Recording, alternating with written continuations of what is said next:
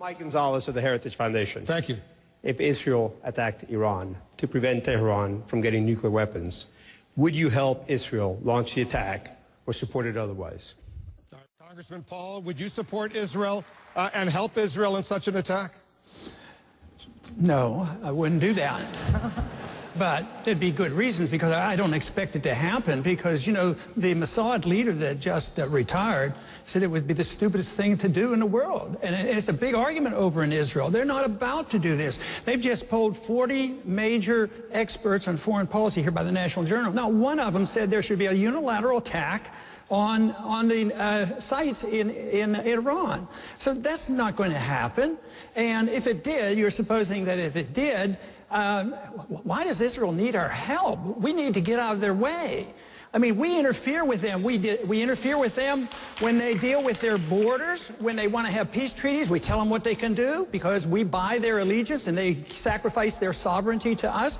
And then they decide they want to bomb something. That's their business, but they should, you know, suffer the consequences. When they bombed the Iraqi missile site, nuclear site back in the 80s, I was one of the few in Congress that said it's none of our business, and Israel should take care of themselves. Israel has 200, 300 nuclear missiles, and they can take care of themselves. Why should we commit? We don't even have a treaty with Israel. Why do we have this automatic commitment that we're going to send our kids and send our money endlessly to Israel? So I think they're quite capable of taking care of themselves. I think we do detriment. Just think of all the money we gave to Egypt over 30 or 40 years. Now look, we were buying friendship. Now there's a civil war. They're less friendly to Israel. That whole thing is going to backfire once we go bankrupt and we remove our troops. So I think we should be very cautious in our willingness to go to war and send troops without a proper declaration by the U.S. Congress. Let me let her on, Paul. I think the aid is all worthless. It doesn't do any good for most of the people. You take money from poor people in this country and you end up giving it to rich people in poor countries. And they're used as weapons of war, so you accomplish nothing.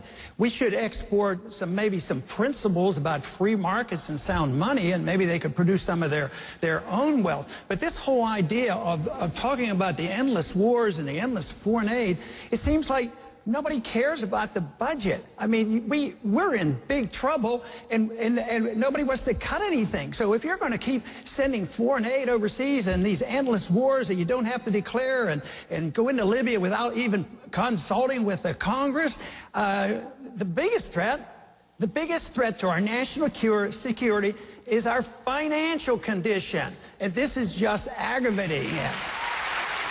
Governor Romney.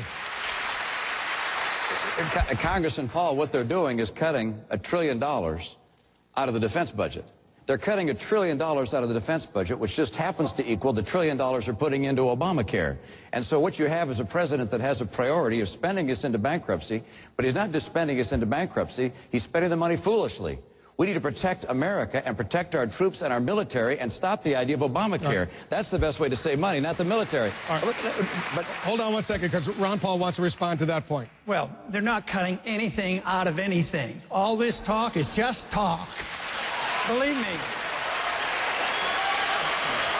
They're nibbling away at baseline budgeting. It's automatic increases. There's nothing cut against the military, and the people on the Hill are nearly hysterical because the budget isn't going up as rapidly as they wanted to.